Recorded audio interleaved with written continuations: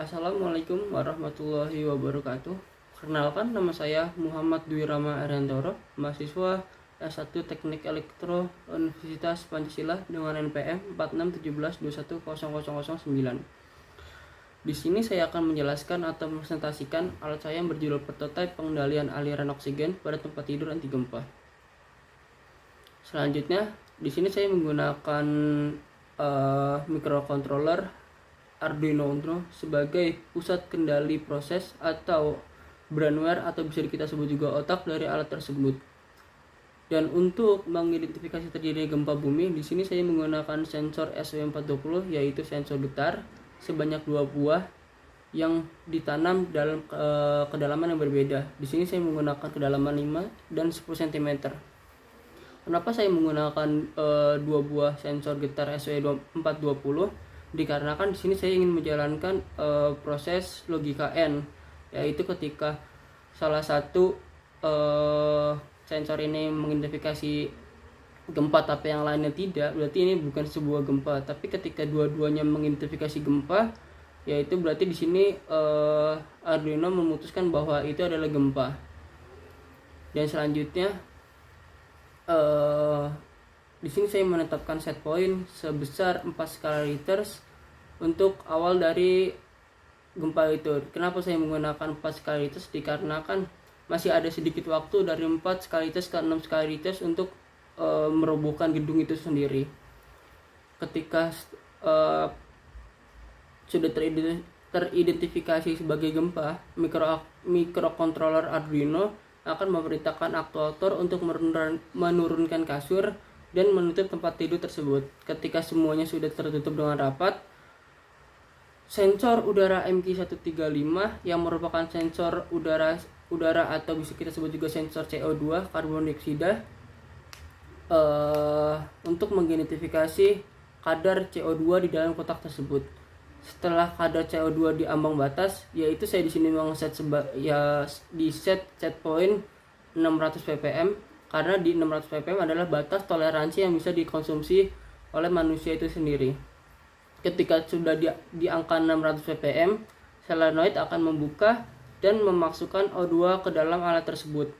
Untuk lebih jelasnya, bisa menyaksikan video-video selanjutnya. Di sini saya akan menjelaskan demonstrasi dari alat saya tersebut.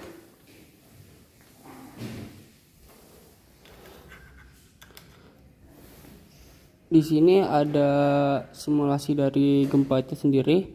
Di sini terdapat sensor SW420 yaitu sensor getar sebanyak 2 buah yang ditanam pada kedalaman yang berbeda yaitu 5 cm dan 10 cm. Ketika vibratornya dinyalakan,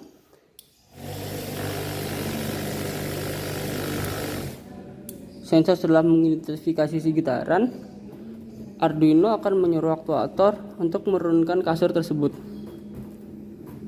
Dan ketika kasur menutup, otomatis pintu juga akan menutup. Ketika sensor turun, pintu akan menutup secara otomatis juga.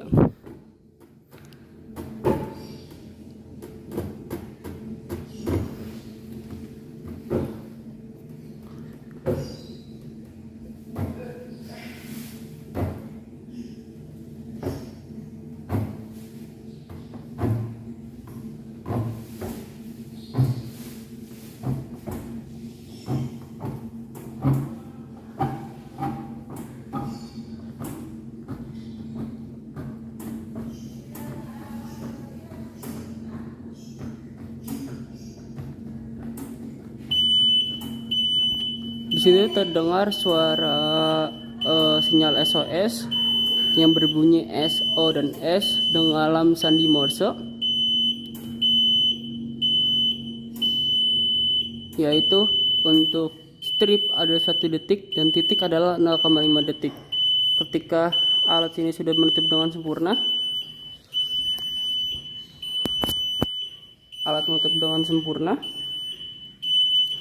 seperti yang saya bilang tadi, di sini ada sensor MQ135 sebagai sensor CO2 mengidentifikasi kadar CO2 di dalam alat tersebut. Ketika sudah melewati batas set point yang telah saya tentukan yaitu 600 ppm. Solenoid valve akan menyala dan memasukkan oksigen dan tabung ini ke dalam alat tersebut sampai kadar CO2-nya menurun dan solenoid akan mati kembali. Setelah menyaksikan video tersebut, alat ini diharapkan dapat meminimalisir korban jiwa maupun korban luka seperti rumusan pada masalah alat tersebut. Sekian dari saya. Terima kasih sudah menonton.